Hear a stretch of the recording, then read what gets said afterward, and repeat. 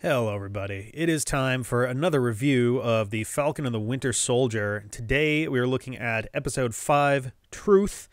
I had a feeling at the end of the last episode that this one was going to be sort of the lull between the steady, speeding up ramp up of the first 4 episodes and the inevitable kind of conclusion of the show.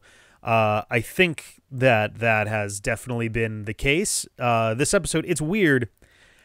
On the one hand, I think the last episode ending at the moment it did was good. Like, you always want to go out on kind of a high note with drama or comedy or anything. And the moment that we got was definitely like the high note of that episode. He outright just kills a guy in the middle of the street in front of everybody. We find out later in this episode that it has obviously sparked some international outcry, not to mention, galvanizing the Flag Smashers and their supporters around the world. So this definitely was kind of like the moment to detach. But it kind of leaves us with this excess baggage going into episode 5. And where we start with is kind of what that is. For the first somewhere between 5 and 10 minutes, we have kind of the epilogue to the previous episode in a sense. And it's not without action. It's not without impact. But what you get, you kind of have Walker running down some train line into an old train warehouse, train shack kind of thing, and just sort of freaks out. He has a pretty justifiable breakdown over it seemed like he was less concerned with the fact that he just murdered a dude in cold blood, something that, as it turns out, this episode he doesn't even quite see as being that, and we'll come back around to that, but in particular he's more shaken up and enraged by the death of Lamar Hoskins. Which, again, on its own in a vacuum is understandable, but there's a lot more going on here. And so he, yells, he has his breakdown, and then he just kind of time to go to work. And there's whoa, stop. Jesus Christ. And thankfully, Sam and Bucky show up, and they're both yo, no, this needs to end right now. This is over. That shit just went way over the line. And so They kind of have a bit of a confrontation verbally here, where Bucky sort of tries to talk him down, and he's like, "Yo, the serum can have nasty effects on people. You're in a really precarious sort of state." And Walker very caustically is like, "I'm not like you." And it's just yeah, you are, dude. You're exactly like him. If anything, you seem to be even further down the line than him, because his was done against his will, and that was kind of the entire framework for his coding, I guess, his programming to become the Winter Soldier in the first place. So sure, yeah, Walker isn't a programmed weapon, but at the same time he's less focused, I guess, than Bucky is, or than Steve was. So Sam is sort of he's trying to be the good cop here, and he's like, "Yo, you have to give me the shield. You just fucking cut a guy's head off with this, and you need to stop, and we need to deal with this." And of course Walker's just "Oh, so that's what this is." And so he sees it as Sam trying to take the mantle. This episode, the biggest kind of central theme to it, and we kind of leaned into it in the last episode, and honestly, to an extent, the entire series is about legacy and symbolism and the like. And this episode really zeroes in on what does the shield mean? What does Captain America's shield mean to everybody? Because everybody has different opinions on it in this episode. Walker visibly sees it as this is a tool. This is Captain America's shield. That is what it is for. It is my weapon and my protection. And arguably more so than protection, he sees it as a weapon in this. So the three of them get into a pretty immediate physical altercation. They are really going toe-to-toe. And in a sense, you get kind of shades of the Civil War fight between Tony Stark and Steve Rogers and Bucky Barnes. Though obviously the sides are all mangled up, and the previous episode, obviously we saw the shield bash was very much that same, like a mirroring of the final blow that Steve delivers to the arc reactor on Tony. So like we kind of have a bit of a continuation there. I've seen some argument on Twitter that the reason WandaVision, one of the reasons WandaVision has been generally received better than the Falcon and the Winter Soldier is that it plays to the strengths of a serialized format better. Every episode feels very distinct. In that show, you had 1, 2, 3 episodes in a row that were specific decades that they represented, and the values of those times and the shows that were on the air were very specifically laid out to progress the story forward. The 4th episode, you wound up going behind the scenes to see how all this got started, and then we get another 3 episodes in a row of, playing through more decades and those tropes and how that plays into her mindset. And then we get the last 2 that kind of, I guess the last episode, because episode 8 was playing off of the clip show format while also, again, backfilling information. And then the 9th episode is the kind of big finale, the big finish. This show has been less of that. Like, the first episode is all setup of the overall, situation, though Sam and Bucky never meet. And the previous episode, while it ends on a really distinct note, it does, again, leave some baggage into this episode. And, like, episodes 2 through 4 all sort of muddle together a little bit. Episode 3 has the benefit of being like the Madripoor episode. Like, it's the episode they get Zemo out, they go to Madripoor, they do all the shit there. And like, that's fine. Actually, am I even referring to the right episode? Yeah, episode 3. And then episode 4 is kind of like, the one day where all the shit goes wrong. And it's like, yeah, but it's not as strong of a distinction between the episodes. So I've seen, the argument that I've been seeing is essentially that because WandaVision plays to the strengths of the television format and essentially was built to start with as a series of separate episodes, episodic plot lines, whereas this one is more of a 5-ish hour movie that's been chapter selected and kind of like, all right, put this there, put that there, put that there. And so what you wind up with are kind of uneven storylines and ones that bleed into each other. So what you get is this episode where we now have this first chunk. The first piece of this episode is this fight between Sam and Bucky and John Walker.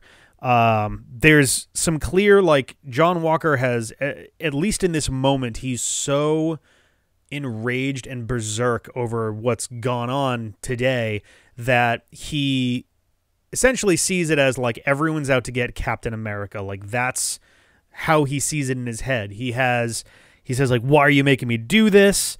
He, like, Batman style growls, I am Captain America, while he goes for a kill shot on Sam, like the same exact one of these.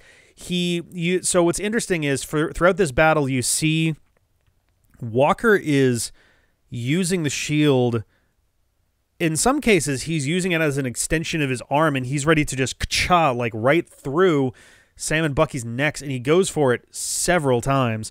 And also, he does something that I don't think I've ever seen Steve do, which is he kind of grabs the end of it and is, like, twirling around and swinging it like it's kind of like it's a pole arm or a battle axe or a war hammer, like long, blunt or bladed weapon that is meant to do damage from a distance. And it's like, it's clear that he's seeing the shield as a weapon more than a tool, which I think is a big distinction between Steve and John, where Steve very much saw it as a tool. He obviously threw it to like do some damage and to attack people, but the idea at the end of the day was to use that to like get the job done, get like, it was more of a tactical weapon, whereas here John is kind of in this like beastly sort of mode where he's just going to stop whoever he's up against no matter the cost. He again goes for the same kill shot several times. The fight finally ends with there's a point where John gets shoved up against, I think it was like a concrete like pillar or something, or a cement pillar, and you've got Bucky who's got both hands on. He's just tugging on it, so it's reversed for you guys. So I guess it's more like this way, and just like he's tugging on it. And finally, Sam comes in behind, and he's got his jet boosters on, and he's also like pulling on the thing. The shot is very evocative of Avengers Infinity War, the same shot of Thanos with the Infinity Gauntlet as everyone is like all piling on, pulling as hard as they can to get it off. And it definitely has a sort of sense of like, if they don't get it here, they're probably not going to get it. Though thankfully, one thing Sam and Bucky have that the Avengers didn't against Thanos was the concrete pillar behind them, because ultimately they sort of just at once, Bucky just kind of, all right, and like pushes it and really nastily like breaks the shit out of John Walker's arm, which at that point he isn't gonna hold on to anything with that arm, so the shield gets let go. Yeah. So there's that. There was this really nice glowy sort of sun streak shot. So the three of them wind up on the ground with the shield between them. Bucky's the first one to get up, picks up the shield, and he stands kind of in this like sun streaked kind of thing. And for a moment you're like, all right, is this Bucky being like, fine, you don't want it and he can't have it, so I'm going to take it. But no, he reinforces the decision that Steve made back in Endgame and puts the shield right next to Sam and walks out. Which is kind of, again, still Bucky is still very like solidly like, Steve wanted you to have it, so you need to take it. Like, this is your job. This is how it's got to be. Sam, in probably the most obvious, use of metaphor, like this is a pretty blunt metaphor at this point. The shield with all the blood caked on it has already been bad enough, but once he takes it, he kind of just sort of like looks at it for a second and starts trying to wipe the blood off of it with his glove, because it's still fresh. It's been like 30 fucking minutes. I mean, after 30 minutes, like it would presumably be fairly dry, I would think, but still, he's trying to wipe it off and it's just not getting there. So pretty obvious metaphor about Sam trying to believe in the meaning of the shield as, I mean, a shield. Like it's there as metaphorically something that's meant to protect people and save people. And now it is blood soaked and there's nothing he can do to unstain that legacy, no matter what he tries. Torres shows up, talks with Sam. Bucky kind of splits off from Sam to go deal with Zemo, who he's got an idea where Zemo's going to be. Interestingly, and this has been steadily going on for the show. So Torres shows up with Torres shows up and takes a look. Sam's wings got broken off in the fight. He had his wings going on, but John Walker got a good hand on it and like snapped off the left wing. So now the wingsuit's all fucked up too, just like Red Wing was earlier in the series. But interestingly, Sam zips up the shield and takes it with him and leaves his wingsuit behind. At this point, he's not even going with the wingsuit.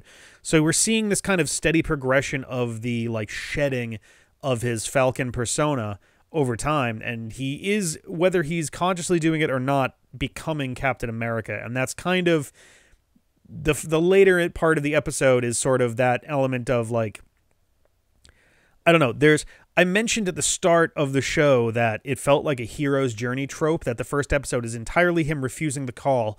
And weirdly enough, by the end of the episode, it's him finally accepting the call, but we're 85% of the way through the story. So it's odd pacing in that regard. But so, yeah, so Red Wing is gone. The wingsuit is probably gone at this point. Sam seems like he's kind of approaching a point where he's ready to kind of give up on this, but we wind up getting a scene of John Walker before a Senate subcommittee of some sort. Actually, it seems like it's a Senate subcommittee. It might also be a military tribunal of some sort that just happens to have like at least one senator on it.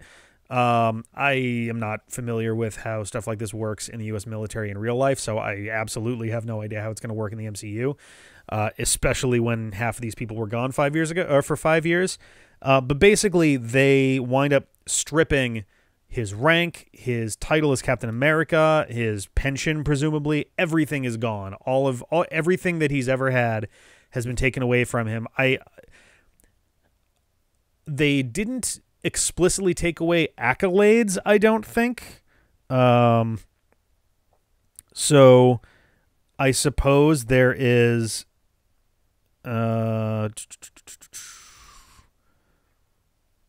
yeah, so I think they took away like his rank and his pension and stuff, but I don't think they took away like his medals of honor, which is ironic considering that seems to be the one thing he fucking hates, that he has those in the first place because of the things that he had to do to get them.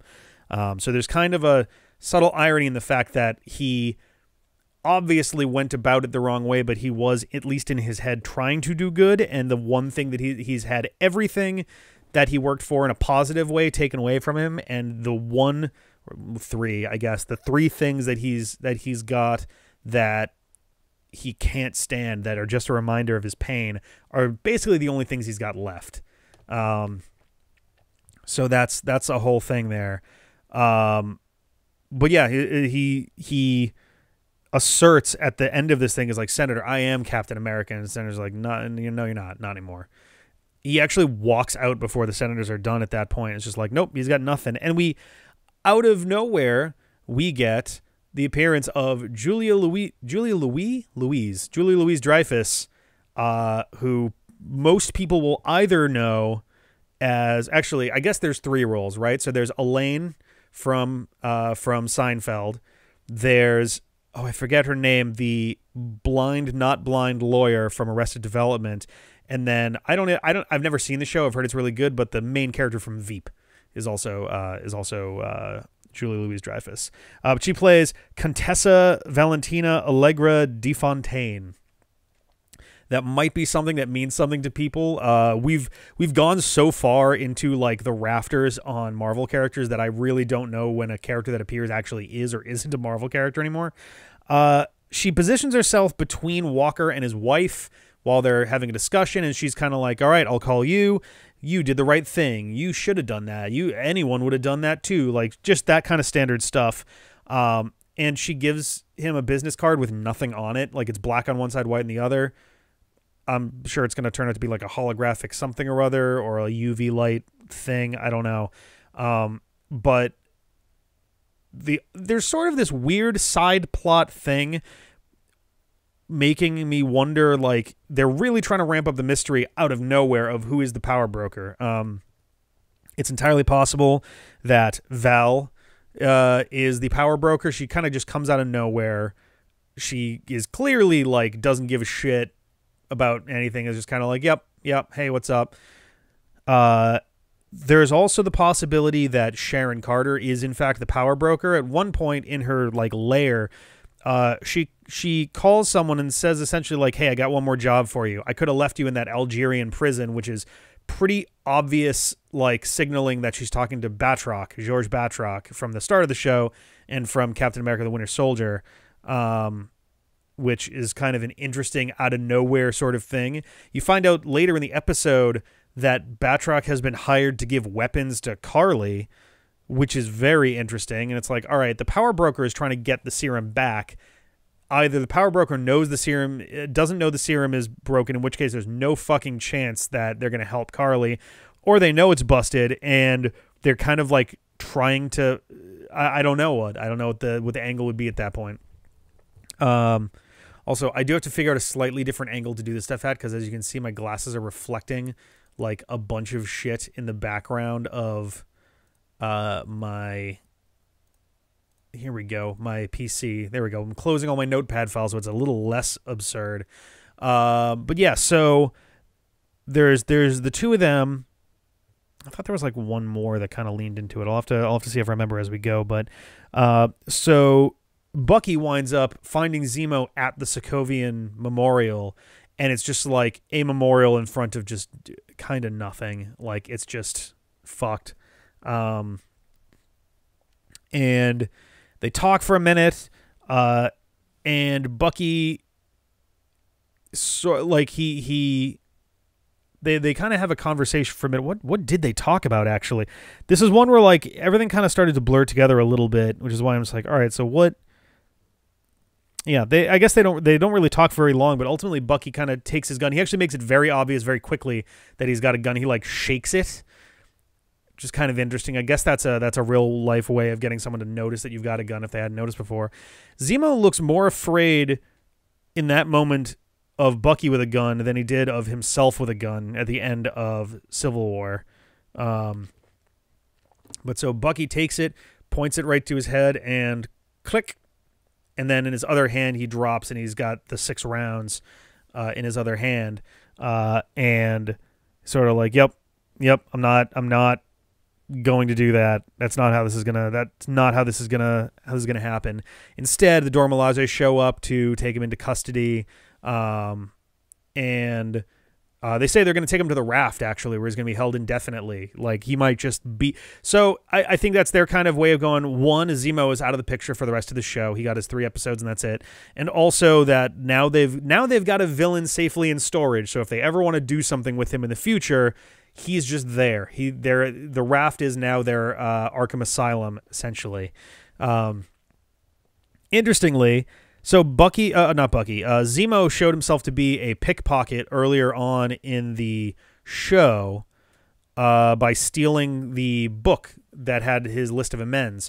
And it's unclear whether he stole it a second time or whether it was during the first time he stole it, but Zemo says that he actually took a second and crossed his own name out in the list of amends, essentially saying that he doesn't bear any grudges for what Bucky did, that he did what he had to do. Presumably also because Zemo sort of forced Bucky into that position in the first place. Like that whole situation was not something Bucky was interested in getting involved with to start with. So that was kind of interesting that Zemo's just sort of like, we're good. Like, you don't need to figure me out. And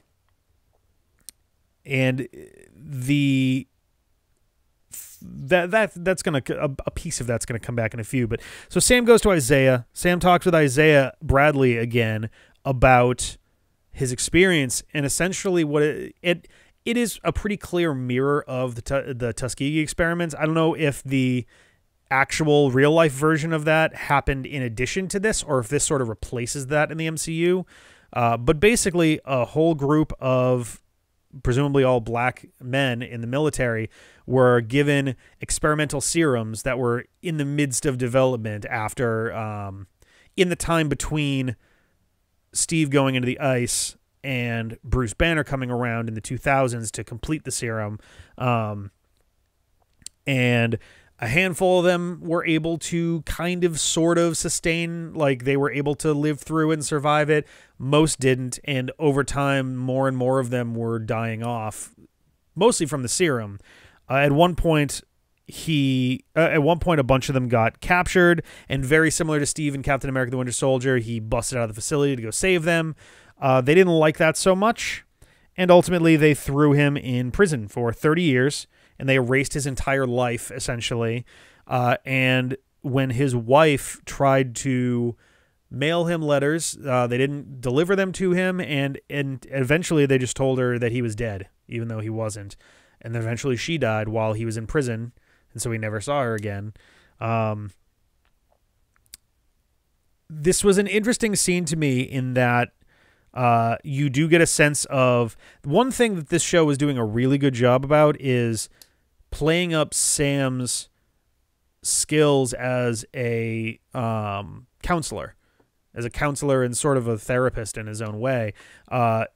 That he's managed to talk to a lot of really prickly people in this. He talked with Carly in the previous episode, and they did start to have an understanding of each other. And again, here with Isaiah, he's actually starting to like make some ground here, and they're starting to see eye to eye a little bit more. Isaiah rightly has been kind of burned by the system in a really excruciating way. And so when Sam shows up with the shield, he starts to unzip it. It's unclear whether he's like, hey, why don't you keep this, or if he wants to talk to them about it and he brought it with to show that, like, yo, I got the shield away from him. Isaiah's got no interest in it. He doesn't want to see it. He says those stars and stripes don't represent me anymore.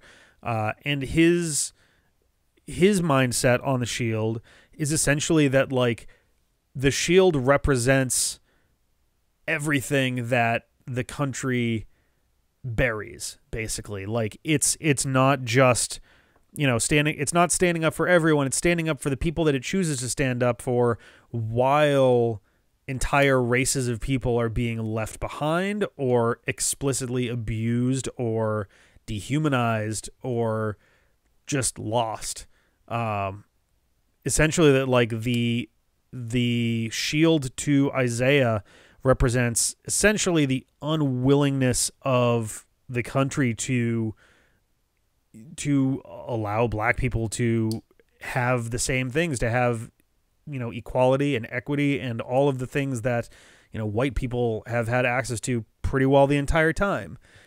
He at one point pretty much straight up says they will never let a black man be Captain America, which, I mean, obviously this was written after, you know, in real life, what year was this? This was, I think, at the same time as Old Man Cap. So there was a plot line in the comics where, I'm going to mangle this slightly, something happened to Steve Rogers such that he no longer, essentially his inability to age suddenly stopped, and he aged very rapidly. Not so much stopped, but it stopped working nearly as well, and he found himself in the body of like a 60 or so year old, like 60, 70-year-old. He winds up, I think, running S.H.I.E.L.D. during this time. I'm not entirely positive, but he obviously isn't quite in prime physical condition to be Captain America anymore. So Sam Wilson, the Falcon, becomes Captain America in the comics. And holy fuck, people lost their shitting minds about this. And yeah, for a lot of the reasons that you might expect, a bunch of people might start getting mad about Sam Wilson being Captain America, despite the fact that mantles are passed in comics constantly, all the time. It's a long-running tradition of going, oh, I'm talking about Captain America, and you mean, oh, Steve Rogers, and they go, oh, no, sorry, and then you got to go, wait, okay, do you mean Sam Wilson? Do you mean Bucky Barnes, who was, I think, Captain America at one point? Do you mean when Cap was Nomad, when he picked a different, you know, alias and all that? Like, there's all kinds of alias swapping and stuff going on in these comics all the time, and yet, for some reason, people seem to have an issue with Sam Wilson being Captain America. So they, I think, rightly used that real world example as a wedge into this scene of essentially, like, they will never let a black man be Captain America, where it's like there's something that people are just not going to let go of, and Isaiah is kind of the personification of that in the MCU here. So Sam winds up leaving with the shield, and he takes all this to heart, and he's kind of still at odds. He actually seems to be less sure of himself now than he was when he showed up there, because now he's trying to figure out, like, okay, I was hoping to either change his mind about stuff or get a clearer idea of what I want with stuff. And he goes back home. He sees Sarah and the kids, and he's kind of mentally prepared to sell the boat. But secretly, Sarah's like, oh, we're not selling the boat. And it turns out that the person who's going to buy the boat is not going to buy the boat because it's a total fucking mess. And the repairs would cost more than the worth of the ship at that point. So Sam starts calling in favors. It turns out that, like, their parents had been, you know, really good to the community, and they always made sure that everyone got fed, and they were taking care of everybody that they knew and stuff anytime there was anything wrong. And so he's like, all right, we've done a lot for people. Let's try calling in some of these favors. And essentially what you get is the entire community coming together to help fix the boat.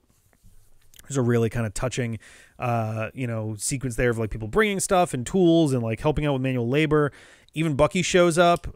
He brings a briefcase that we don't see the contents of in this episode, but he says that it's a gift from Wakanda, and I'm intrigued to know, like, there's a couple options for what it's going to be. one option would be that, similar to Bucky's new vibranium arm, it's like this black and gold thing.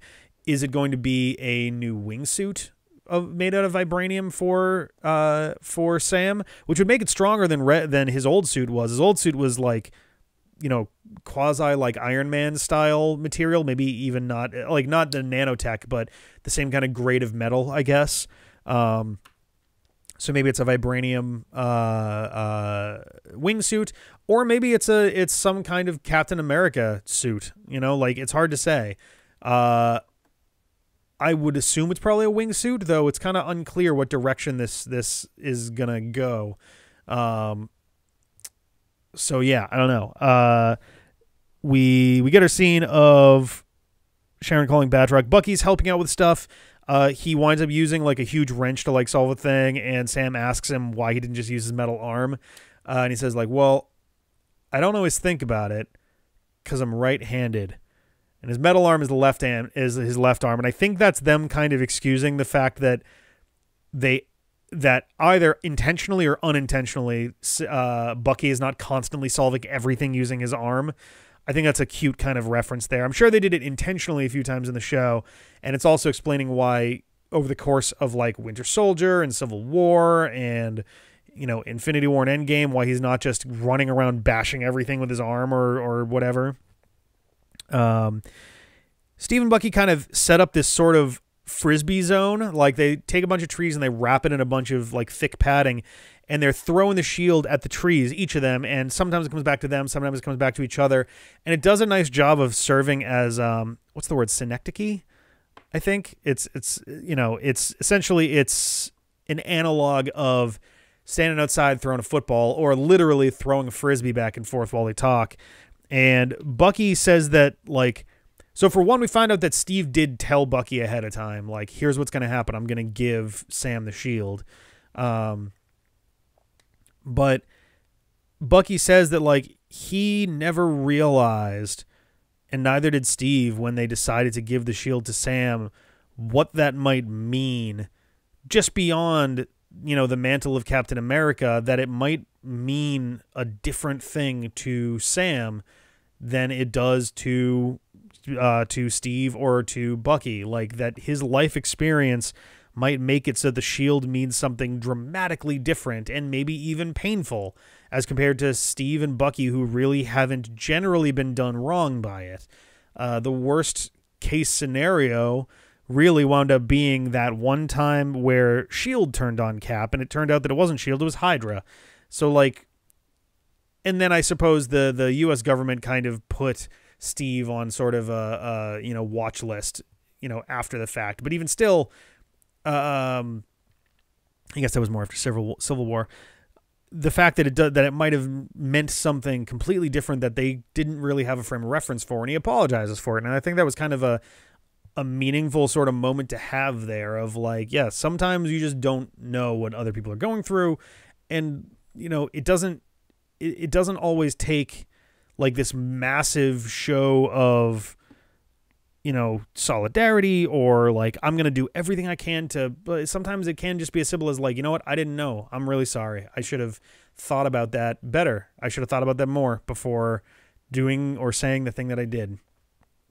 And Sam kind of, he explains to him too, is like, when you decided to retire the shield, like that was his last thing that really he had any connection to, that Bucky had a connection to, was the shield, because it was sort of a piece of Steve to him.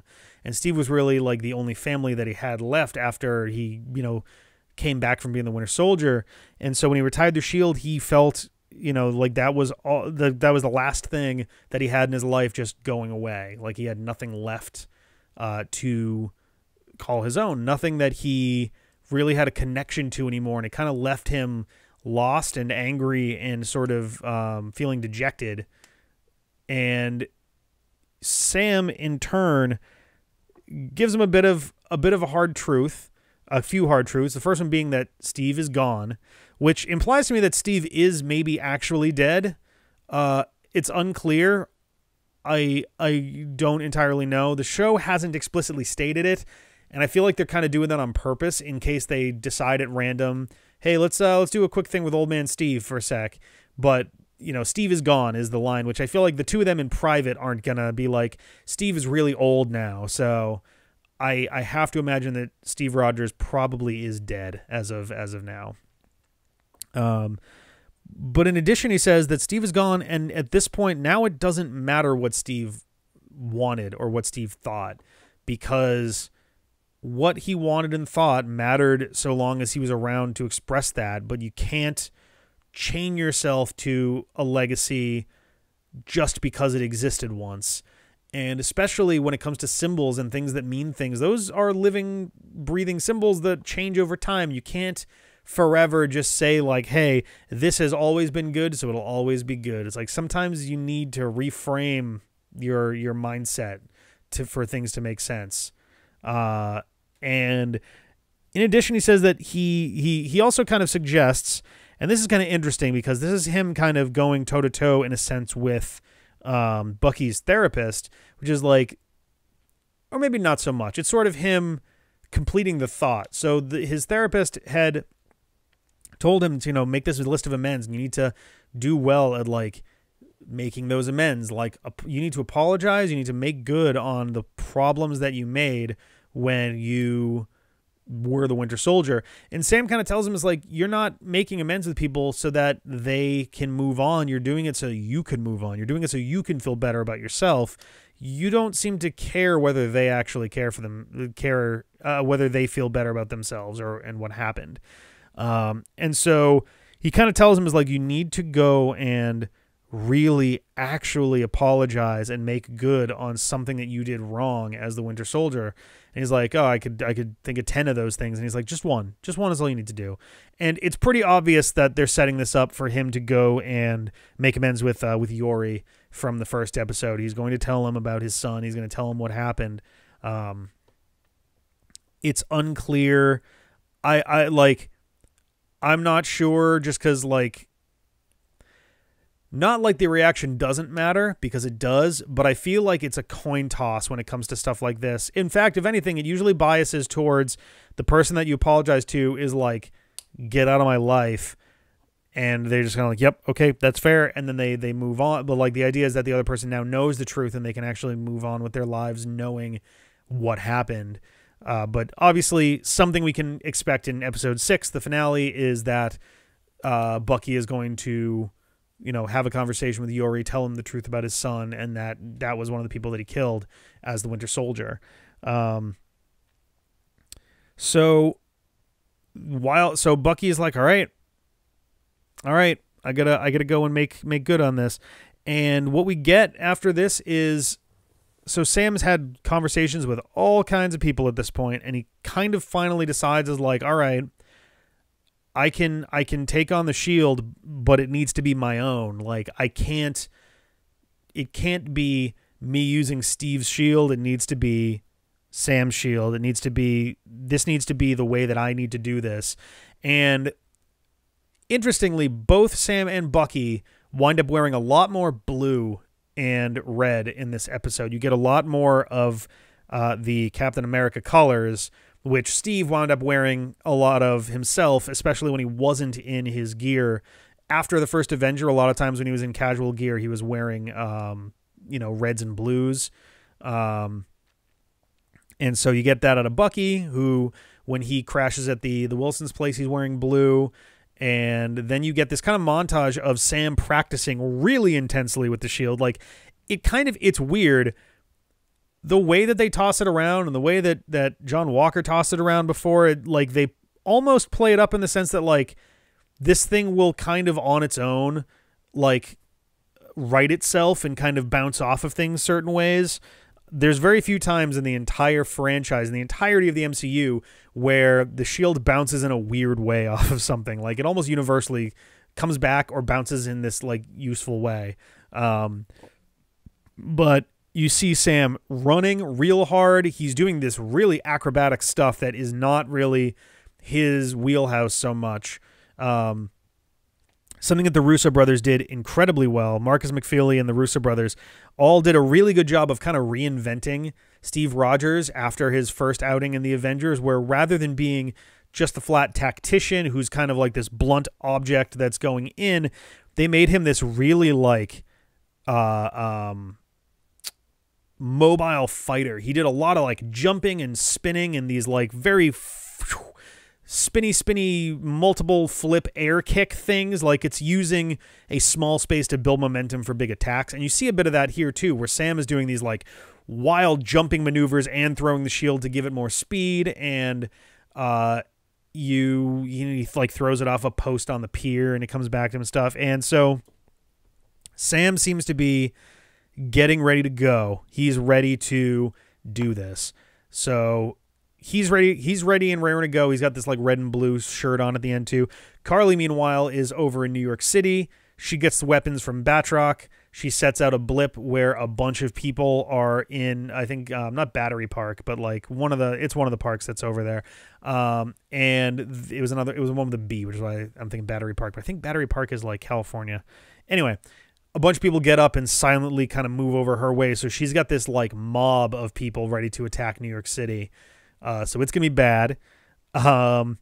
And Torres gets a hold of Sam, finds out that there was the same kind of energy blip or same kind of signal that was sent in New York that was sent before the other attack sites just before they got hit.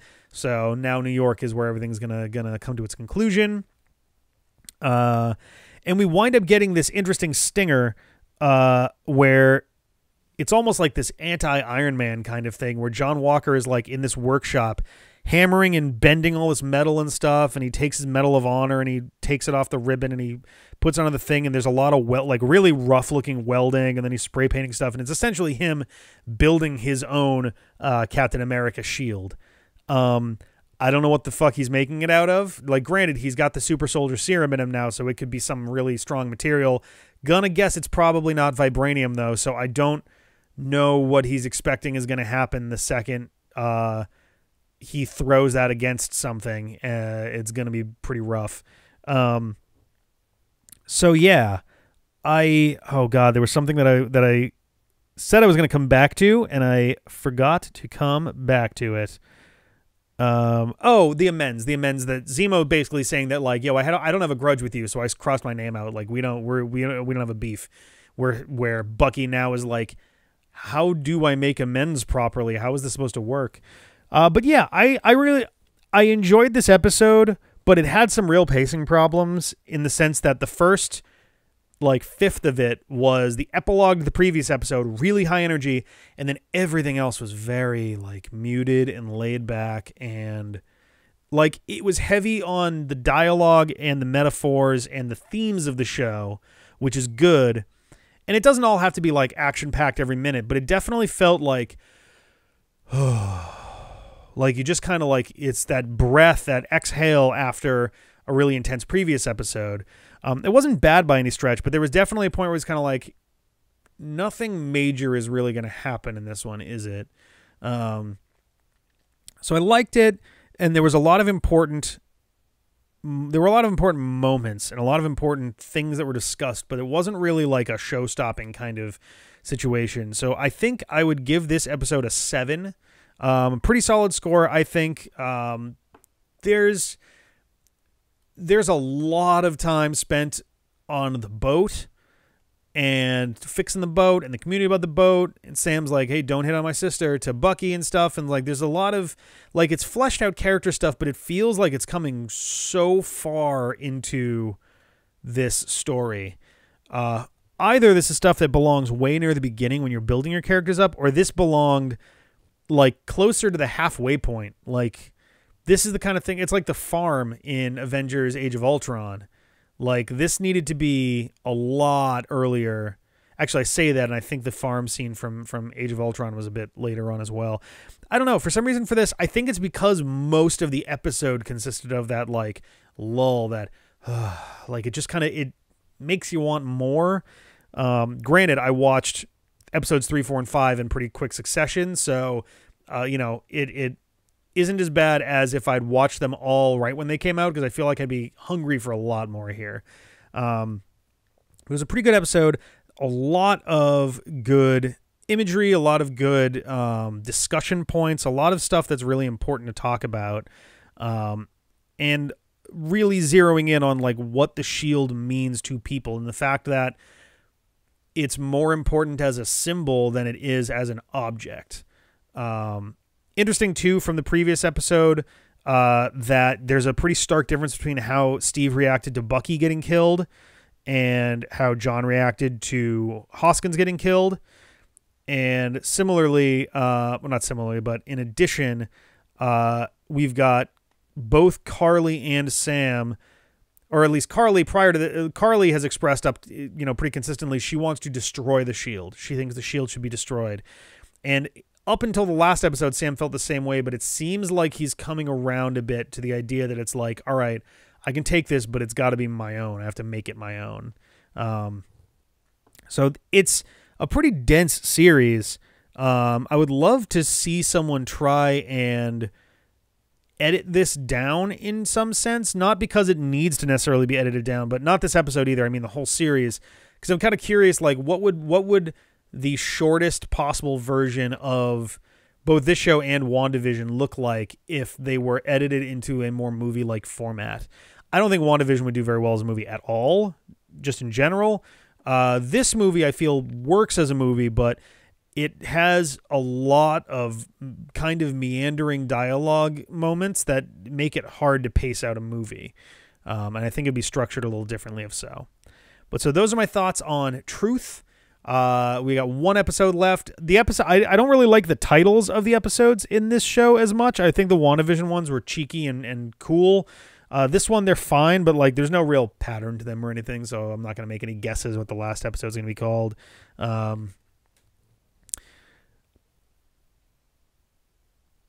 Yeah, I don't know. I don't know, because I'm just like, what would it be? Like, you know, Uncle Sam or the Shield or like Captain America or something. Like, I don't know. It could be actually, if I had to make a guess, if I had to be like feet to the fire, make a guess, I could see it being, oh boy, what did they say when they opened? I skipped over, like there's a scene that happened that, oh, it actually was right at the end of the episode. They actually started their attack. The Flag Smashers showed up at a GRC meeting with representatives from around the world, I believe, and they hack it and take it over. But they have this Hail Hydra style little saying that they have for each other, which is one world, one people. And I have to wonder if maybe that'll be the episode title for the last one. I don't know. But that's what I got for you guys today. I hope you liked the review. I hope you liked the episode. Tell me what you think about the episode in the comments below.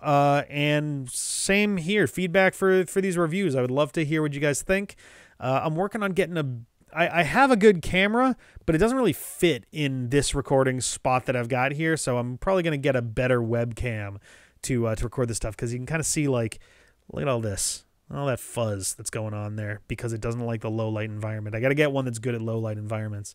But yeah, thank you guys very much for watching. I'll catch you guys later for the finale next Friday. Bye.